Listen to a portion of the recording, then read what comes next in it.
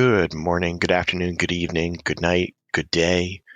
It's Monday. It's time for the Religious Studies Project, and today I am Dave McConeghy. As always, I am joined by my wonderful co-editor, co-manager, co-producer. Brianne Who are you? Fallon. There we are. Hi, Bree. How's Hey, it going? How's it going in Australia? I don't know what it is in Fahrenheit, but it was 36 degrees Celsius today.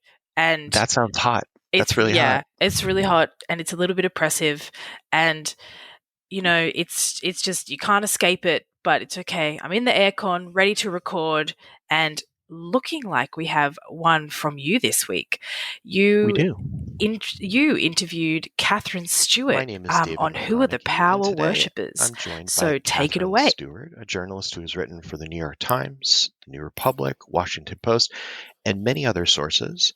She has a new book out called The Power Worshippers: Inside the Dangerous Rise of Religious Nationalism, out on March 3rd. And I'm delighted to have her with me today. Katherine, thank you so much for joining me. Thank you so much for having me. I'm delighted to be here. So, before we start talking about the many issues that are in your book, can you talk a little bit about what motivated you to write about this in this particular moment? I've been writing about the religious right as a political force for over a decade. I first became interested in the topic when I was living in Santa Barbara, California, and an evangelical, quote unquote, Bible study club called a Good News Club came to my daughter's public elementary school. The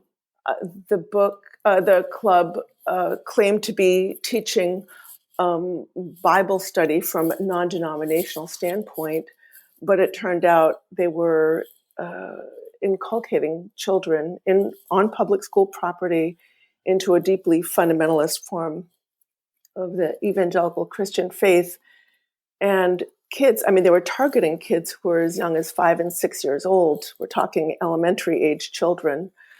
They were specifically targeting children in the earliest years of learning. A centerpiece of their program was what they called a wordless book. It just had pictures and colors and shapes, and it was used to teach children who were too young to read. And the fact that this was happening in public schools, there are apparently thousands of Good News Clubs in public schools across the country, it kind of bumped up against everything I thought I knew about the separation of church and state. Kids attending the clubs were encouraged to target other kids in public school for recruitment. And the problem that I saw with these Good News Clubs is they really confused little kids into thinking that their public schools endorsed a form of evangelical Christianity. Little kids are so innocent. They think if something's happening in public schools, it must be what their public schools want them to believe. Public schools have a cloak of authority in their minds, and they can't make that distinction between what's happening in their public schools and something endorsed by their school. So they think if it's in the public school, it must be true. It's taught by adults in the school. And so I really kind of started this line of inquiry into, who are the people behind the Good News Clubs and what do they really believe? And more importantly, why are they so insistent on holding their clubs in public schools as opposed to in churches or in private homes or parks or any number of other places that we're all free to practice our faith, if any? And published a book on the topic about religion, the religious right, and public education. Their efforts to not only infiltrate public ed, but also to undermine it. I sort of recognize that the movement has a longstanding hostility to public education, and a lot of the policies that they're promoting, such as defunding of public education through vouchers, reflect that. And, I realize that attack on public education is really just one small part of a larger attack on modern democracy itself. And so this continued. This was not a blip. This was not a moment that dissipated, that the energy from this movement actually built and gathered additional political and social force since the time that you published that. So I think for a lot of us, we have an impression of what changed. But for you, how would you describe what changed from the moment when you were writing the Good News Club to now as you are set to release The Power Worshippers? What changed? I think I recognized when I was researching that first book that the movement achieved so many of its successes through the courts. And I recognized that activists were so focused on the courts, they through organizations like the Alliance Defending Freedom or Liberty Council, other supportive organizations such as the Federalist Society and the like, they were really focused on not just placing justices who are favorable to their ideology on the courts, but also very carefully achieving their successes through the courts by picking the right cases, over time, sort of installing these novel legal building blocks that would help them achieve a judgment that would be really favorable to their ultimate aim, which is to degrade the separation of church and state, to degrade the principle of church-state separation, and obtain sort of a position of privilege in the courts and in law. Right. In your book and in a lot of the related literature, and we can talk about how much related literature there is now because it is a thriving area of publication in this current political moment. One of the ways that that is described is the seven mountains. Can you describe a little bit, if you can, about the way in which the philosophy of understanding seven mountains or areas of emphasis relates to what you describe as kind of a concerted effort by these individuals to promote specific forms of strategies to undermine church-state separation?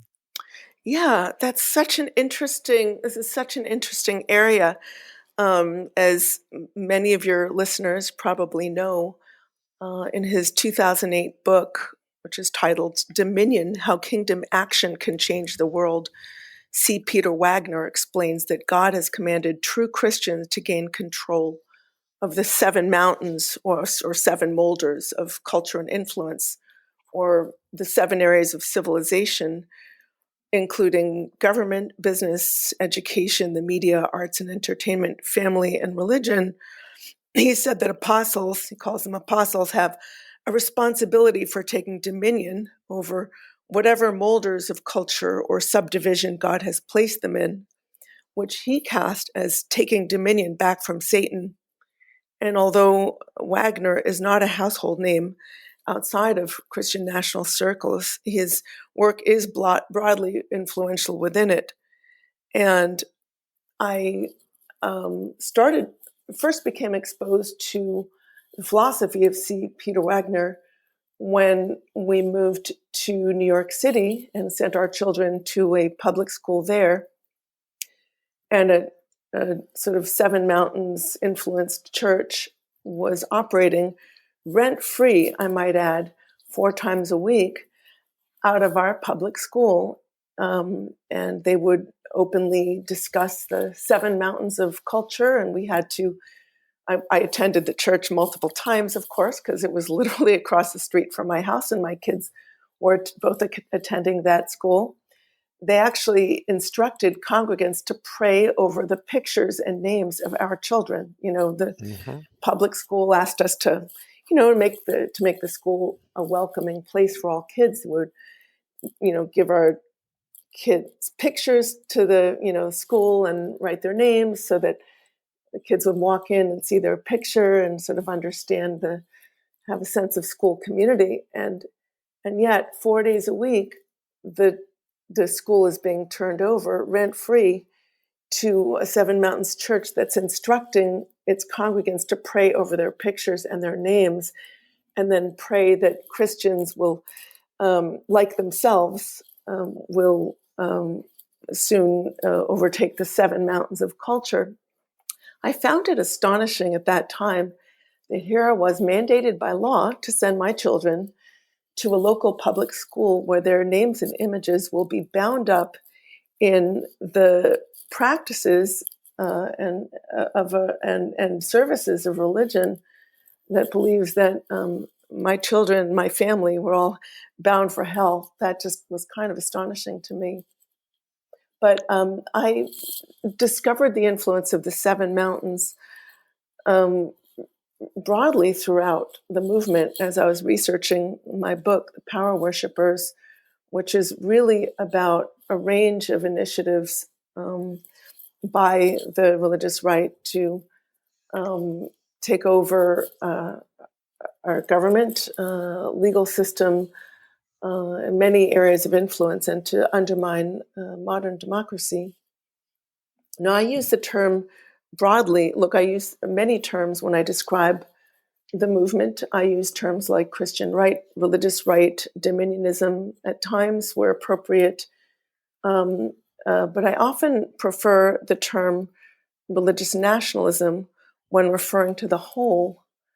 And I'd love to tell you why.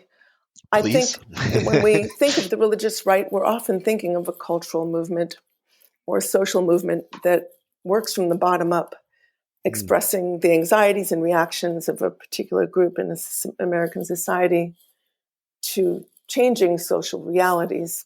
But religious nationalism works from the top down. It actively shapes and manipulates its target population, and it often shifts its target. It's a political ideology. Christian nationalism is a political ideology. It says that what makes the United States distinctive, it's not our democratic system of government or our constitution or a long history of assimilating very diverse people in a pluralist society. Instead, it insists that the foundation of legitimate government in the United States is bound up inextricably with a reactionary understanding of a particular religion.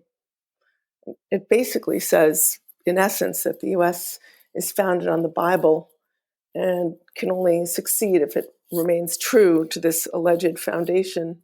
They're always warning us that, America has strayed and this is really terrible.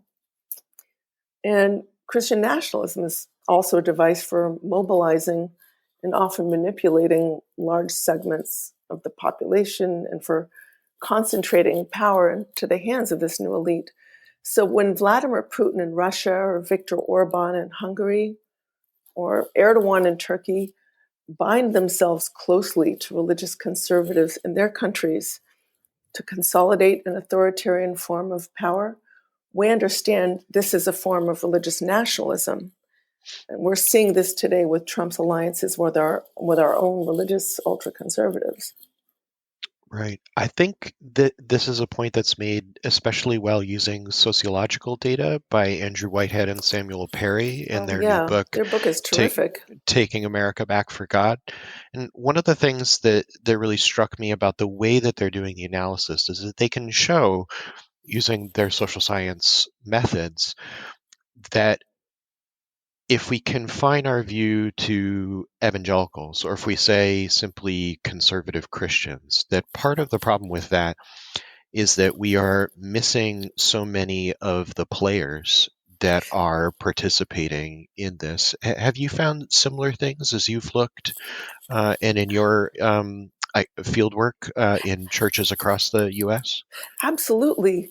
The movement that I'm describing and that they also describe includes many people who identify as evangelical, but importantly, it excludes many evangelicals too. As you know, there's a real spectrum among evangelicals and of evangelical thought. Many evangelicals reject the politics of division and conquest that the movement supports. And the movement also includes conservative representatives of other varieties of both Protestant and non-Protestant religion.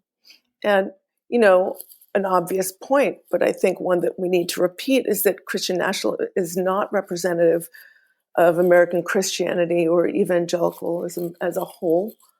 And another thing that I think is really interesting is many people refer to it as white evangelicalism, and I think that's a little bit wrong, because I met many, I think there's a large part of the movement that is focused on including conservative pastors of color, and through them trying to message to their congregants the so-called correct way to vote. Ralph Reed, who, as you know, is the founder of the Faith and Freedom Coalition, or head of Faith and Freedom Coalition, correctly says it's not whites that voted for Trump as much as evangelicals and other representatives of conservative religion. He said, if you back the evangelical vote out of the election, Trump loses with whites. So he's correct that the election was very much about religion, but he is papering over a fundamental connection between racism and this sector of white evangelicalism. But I did find in my book, and I report on this at length, the extent to which movement leaders try to draw in pastors of color. I went to this event in Chula Vista, California, where dozens of Latino pastors were an event was held for them to try to communicate the correct way that they should vote, and that they should, the correct way that they should communicate to their congregants to vote. They were told, when you're asked about the minimum wage, you should say, what's more important, talking about the minimum wage or about life, life meaning abortion. Right.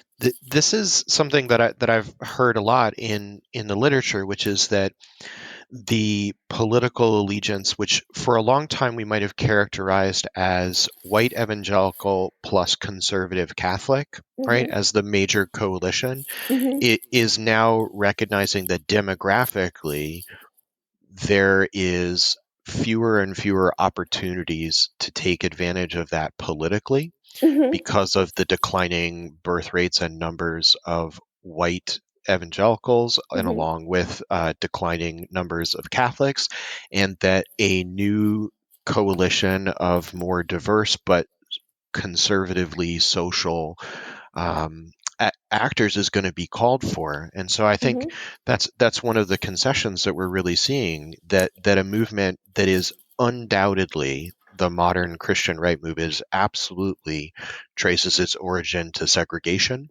that movement today needs people of color and more diverse participants in order to survive. That's right. I mean, leaders of the movement can see the demographic future as clearly as you or I can, and they understand that the electoral future of the movement is not ethnically homogenous. So, they are making a significant outreach to Latino and Black pastors, but there is an irony that those pastors are being enlisted to fight the culture war that drives support for a political party that relies on race-based gerrymandering and voter suppression in order to build its movement.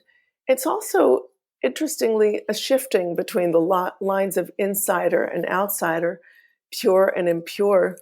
I think if you look at the segregation era and even further back at slavery, there was this idea that, the lines of pure and impure and outsider versus insider were defined in some areas by race. But now that's sort of, I think the movement is really eager to try to inoculate itself against charges of racism. So they've just kind of shifted those lines. The lines between outsider and insider, pure and impure, are now based in, religious belonging. Right. So, and I think, many voters of color, they try to assure them that they too can be insiders as long as they vote correctly. When I was writing my book, I interviewed Brad Onishi, who you know, Mm-hmm. and he said something so smart. He said, membership in the movement is no longer based, I'm paraphrasing here a bit, apologies, Brad, if I get it wrong. He said, membership in the movement is no longer really based on race anymore. It's not even based on religion. Your membership in the movement is now based on your political beliefs or Mm-hmm. political habits. His podcast, Straight White American Jesus, we spoke with him in the fall. That episode came out in right around Thanksgiving, and he's been a very clear advocate of the idea that the political litmus test for religious persons defines this new moment, and Yeah. that test is fundamentally abortion, number one, and number two, and perhaps significantly less down on the hierarchy, on the array of marriage and homosexuality and LGBTQ plus issues, and he's tracking that the emerging issue for a lot of these things is trans rights, right? And we can see the expression of that in bathroom laws, right. in schools. But it's interesting. I want to bring this back to an earlier time in history. Sure. And talk about someone like James Henry Thornwell. He was one of the pro-slavery theologians that were of the era. And he was speaking of the conflict between the abolitionists and pro-slavery theologians. And he wrote, "The parties in this conflict are not merely abolitionists and slaveholders. They are atheists, socialists, communists, red Republicans, Jacobins on the one side, and the Friends of Order and Regulated Freedom on the other." And the Friends of Order and Regulated Freedom, in his mind, are the slavers, the enslavers. So if you think about what this encapsulates, and they saw that they believed that this was abolitionists were waging what Robert Louis Dabney called a hurricane of anti-Christian attack. Theirs was an idea of America as a sort of redeemer nation, rooted in hierarchies that are ordained by God, and they. This is a kind of idea of America, an idea about religion, an idea about the importance of what they call biblical hierarchies that I think we can see carrying through to today. Yeah, absolutely.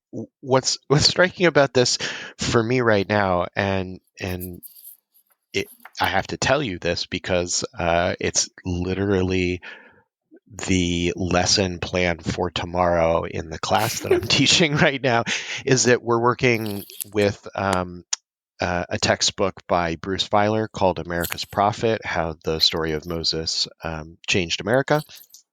And one of his main kind of arguments is that there's this cyclical narrative of reliance on Moses. And so to pair with that, one of the main texts that we're using as a critical theory text is by Richard T. Hughes, called Myths America Lives By. And you've said several of the myths already: the myth of the Redeemer Nation, the myth of the chosen people.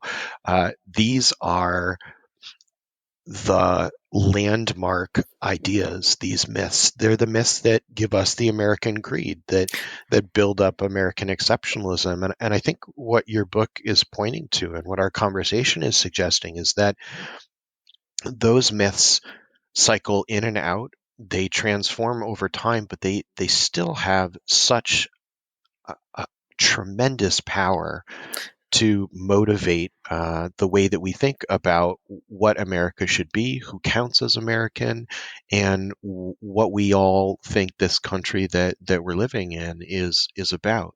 Yeah, I think that vision of a civic order rooted in hierarchy, deriving its legitimacy from its claim to represent an authentically Christian nation, is really at the heart of the modern Christian nationalist movement. But it's we have to remember that Christian nationalists and their supporters are really a minority in our country. They just punch above their political weight because they are so organized, networked. They vote in disproportionate numbers. I believe it was, again, Ralph Reed, I saw him speak at one of these conferences. He said, it doesn't matter what percentage of the population you are. All that matters is who shows up on election day. That's all that matters. So they're so focused on getting out their folks to vote, and they do it through all of these incredibly sophisticated tools. Now, I do think it makes sense to, when you're talking about the movement, to distinguish between the leaders and the followers. I think many of the folks who join the movement are believe they're voting for things like abortion and in defense of what they think of as the traditional family, but it's the leaders of the movement who have actually sort of almost cultivated these issues as a new form of religion, as a way of controlling their vote. They know if you can get people to vote on 2 or 3 issues, you can get their vote, and that's why they emphasize them so much. But the policies that they advocate are really not just about those culture war issues like same-sex marriage and abortion. If you look at their positions on domestic, economic, and foreign policy, it hits home the fact that this is a political movement and not just a stance in the culture war. I think about someone like Ralph Drollinger, who I write about in chapter 2. He promotes Bible study groups to the leaders of government. His Bible study has been in the White House has been attended by at least 11 out of 15 members of Trump's cabinet, including Mike Pence. He targets political leaders at the very top level. And he also has Bible study groups targeting the Senate and House of Representatives. So he is arguably the most politically influential pastor in America. And he's written a couple of books, and he produces weekly Bible study lessons that you can actually find online. So he weighs in on a number of these social and economic policy questions. I'll just give you one example. He said in one, this responsibility to meet the needs of the poor lie first with a husband and marriage, secondly with a family, and thirdly with the church. Again, nowhere does God command the institutions of government to support or commerce to fully support those with genuine needs. So he's making clear that social welfare programs, as we understand them, where the aid goes directly, through government agencies, is not okay. He'd prefer that the aid, he might even call them unbiblical. I don't have that Bible study in front of me, but he's basically the policies he's promoting are deregulation, sort of a compliant workforce, a lack of basic workers' rights. I think he's called the flat tax something like God's form of taxation, and this is all music to the ears of the funders of the movement. Many of the funders are these members of plutocratic families who have. I write about so many of them in my book: the DeVos and Prince families, the Green family, and these very hyper-wealthy families rely on minimal workers' rights and economic and environmental deregulation to maintain and increase their profits. So the movement is promoted to the rank and file as being about these culture war issues. But when movement leaders are talking amongst themselves or to political leaders, the message is much more expansive. I think this brings us back in a way to see Peter Wagner that we got to at the start. One of the things that I learned in studying his work and in the preceding 20 years before he wrote Dominion is the idea that social problems have spiritual solutions first and foremost, right? That any social ill, homelessness, poverty, gang violence, drug use, that when we ask how should we solve that problem, the first answer, the primary answer, must always be a spiritual solution, and that they reject from the outset the idea that a government, a public service program, a secular entity should have the primary or the initial or the majority of the ability to respond to those. And this has been a major element of the New Apostolic Reformation for almost 40 years now, since the very beginning of that movement back in the early 80s. And when you describe it, I'm really hearing you say that this is a structural approach. They look for the leaders at the top. This is something that they learned from Billy Graham in the 50s, that if you can get the ear of the president in the White House or the ear of the president's advisors, that is an inroad for political progress, and that the grassroots side of it is less important than pushing your finger on the very few levers of power that will really change things in the law, change things in who gets elected, change things in terms of the motives of government, and the conversation we're having about what religion's role is in this. Is that how you feel, that this is a structural attack that privileges spiritual solutions over political ones, and spiritual answers to what are perceived as social problems? Well, perhaps I'm a bit, more cynical in my view. I don't see these as spiritual solutions. I think this movement is really all about building power. Mm, Uh, but it's very interesting. They might promote, couch it in terms of spiritual solutions. Again, I'm going to mangle this quote because I don't have it in front of me. But David Barton hmm has a paper on slavery and I don't remember the exact title of the paper, but it's posted to his Wall Builders website. But he's talking about sort of, you know, what did God have to say about slavery, and how do we think about slavery now? And he says something like, and again, I'm mangling this quote, I don't have it in front of me. He says something to the effect of, um, the state the state has replaced the role of the master.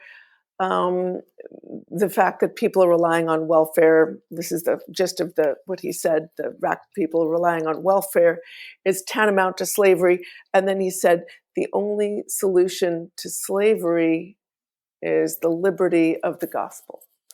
So mm, basically, what he's really advocating is an ideology that's against, the New Deal. I think reactions to the New Deal and um, were a huge part of what forged the ideology of the movement at the moment. Um, but they justify it by talking about it, the spiritual solutions. But I see it as a little bit more instrumental than that. right. So how would you draw the line then between religion and politics from a religious studies standpoint?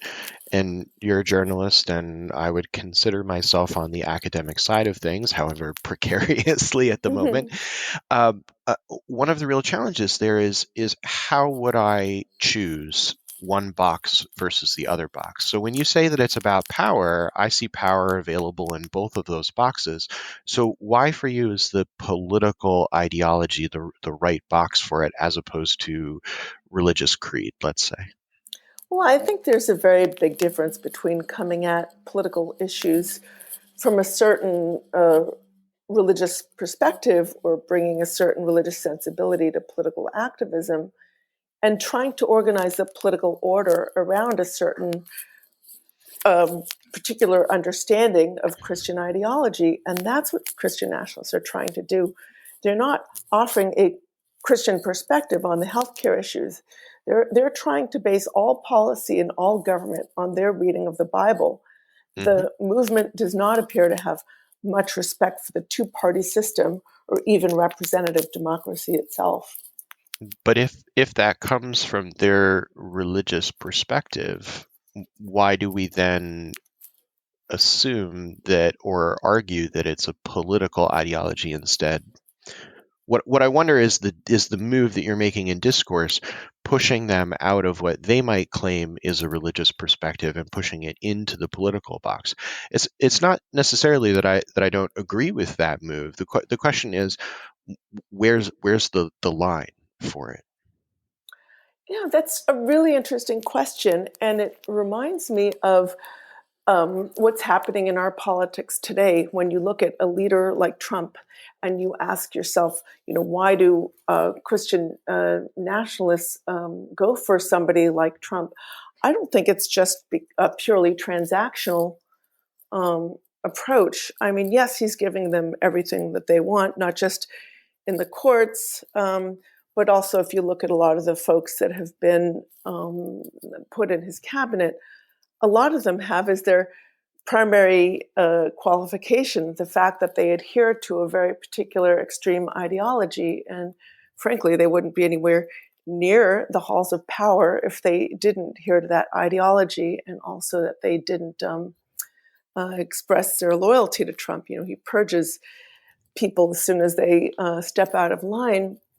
But I actually think there's something in his form of governance that appeals to a movement that doesn't believe in representative democracy, that doesn't believe in equality.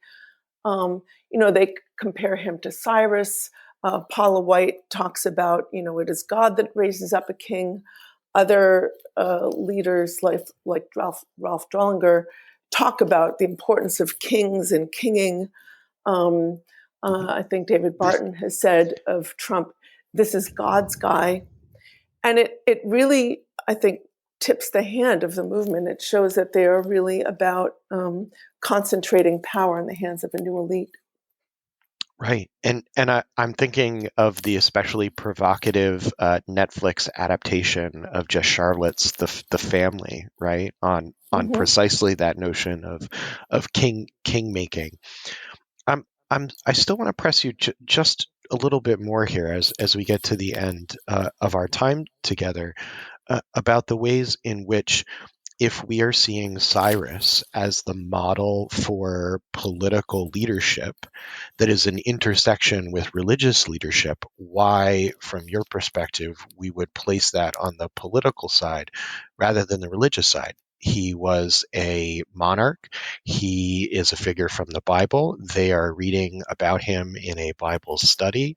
They are organizing their metaphors around placing him within a biblical lineage that understands biblical forms. So I totally buy the argument that this seems fundamentally incongruous with many other presentations of American democracy. But I'm not totally sold that we can frame this exclusively or even primarily as political rather than religious, when if the primary model for who Trump is being compared with is Cyrus. Well, it's really interesting because sometimes I look at it in the context of other forms of religious nationalism around the world. So in the book, I talk about how I attended the 2019 World Congress of Families, which is held in Verona. And I was struck by the extent to which this is a globe-spanning movement. Now, there are, of course, nuances specific to different countries, but each defines itself against a common enemy, which they call global liberalism, and the values of the Enlightenment. And you can call that religious or spiritual if you like, but it's a political movement. I'm also constantly impressed with the sophistication of its political machinery. At the 2019 Road to Majority Conference, Ralph Reed declared that the organization would invest $50 million in get out the vote efforts in 2020, with a special focus on swing states and Latino voters of faith. He said the effort was going to include 500 paid staff and thousands of volunteers. So they're really engaged in the political machinery. If you look at the data strategy, have the use of data tools they have, it's very sophisticated. I think that people who are not members of the movement consistently underestimate the political sophistication of the movement, the determination, the importance of their international alliances, and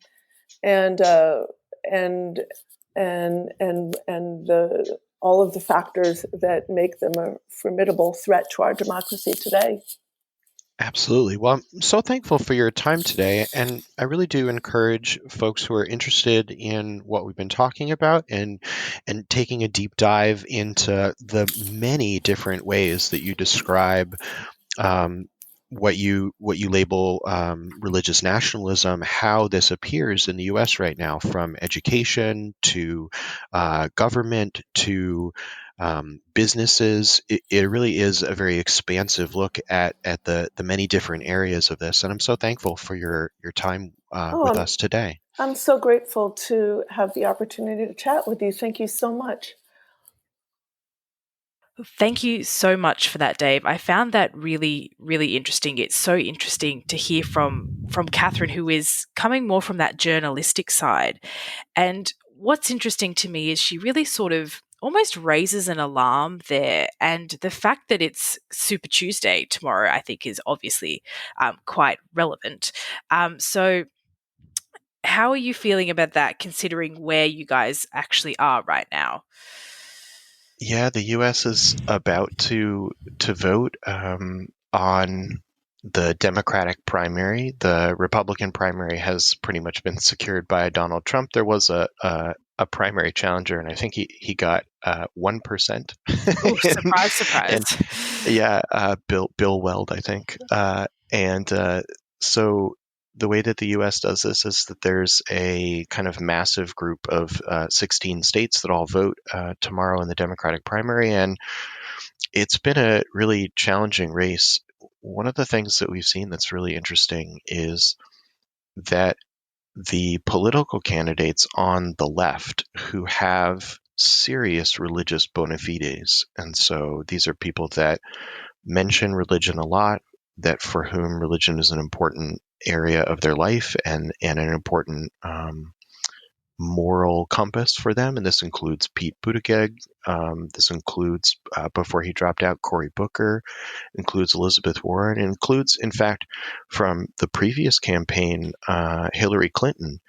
And I think there's a really interesting thing that is related to what I talked with Katherine Stewart about, that there's a perception about the left that it can't or doesn't or won't talk about religion, and that when we see them, and I see we, I mean kind of generally the media, when these candidates are seen speaking about religion, they often get delegitimated. Oh, they're not really religious. Oh, that's not really them being Christian. Oh, that's not them following through on the religious beliefs. And so there's this double speak that often happens about authenticity and about who gets legitimated and whose religious orientation really is permitted to be public facing.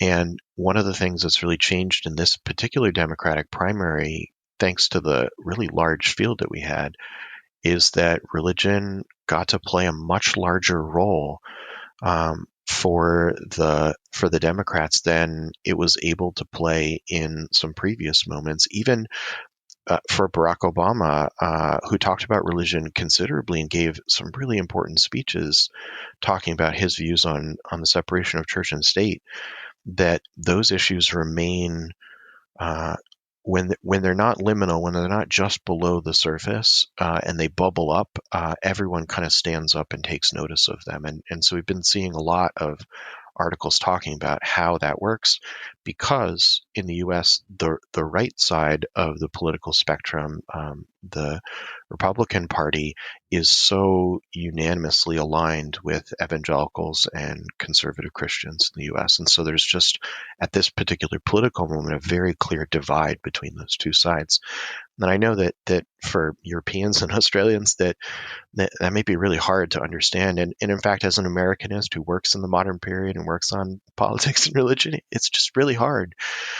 It's a challenging moment to try to negotiate all of these things, even when you spend most of your time thinking about it. It's not easy. Well, I definitely, as an Australian, am finding your commentary on this sort of thing really helpful, because I feel like, considering, the international power of America, whatever's going to happen to that in the future, who knows, but it's all over our media at the moment, and not being immersed in it, sometimes it's very difficult to sort of understand the ins and outs of what role religion is playing. These concepts of primaries and all that sort of thing is, it's so different to our political system, and the role religion plays in that is something that I don't think our media really actually covers at all. So I hope it's a conversation we can keep having as, the months roll by, or as the years roll by. Politics aren't going anywhere. But David, what do we have coming up next week? Next week, we have the second half of David G. Robertson's interview with Tim Fitzgerald. We're celebrating 20 years since the publication of The Ideology of Religious Studies, which is Timothy Fitzgerald's seminal work from the critical theory of religion side. And the second half of that interview, Empty Signs in an Automatic Signaling System, is related to some of Tim's newer work that he's been trying to think about how the category of religion really operates, and some of the ways that we can really think about the work that it's doing. And so we're really pleased to bring the second half of that next week, and as well a response by Russell McCutcheon, whose work on this is really valuable as well, and really essential to the kind of critical theory. And these two folks have really given us such a wonderful set of items to work about. And so we're really pleased to kind of be able to share Tim's work, and then to have Russell's thoughts about it in reply coming on Friday of that week. And so until then, I think the only thing that's left for us to say is thanks for listening. The RSP is sponsored by the British Association for the Study of Religions, the North American Association for the Study of Religion, and the International Association for the History of Religions. The Religious Studies Project is produced by the Religious Studies Project Association, SCIO, a Scottish charitable incorporated organisation, charity number SC047750. Brought to you by founders and editors-in-chief Chris Cotter and David Robertson, and managing editor Thomas J. Coleman III. Our features are edited by Marek Sullivan and Rebecca Barrett-Fox, and our Opportunities Digest by Ella Bock. Podcast transcription by Helen Bradstock, with audio editing by Gregory Schneider and Samuel Ward. Social media managed by Ray Radford, sales and marketing by Sammy Bishop, and video editing by Jonathan Tuckett. Don't forget you can support the project by using our amazon.com, .co.uk and .ca links, or donating at patreon.com/projectrs, and you can find us on Facebook, Twitter, Google+, YouTube, iTunes and other portals.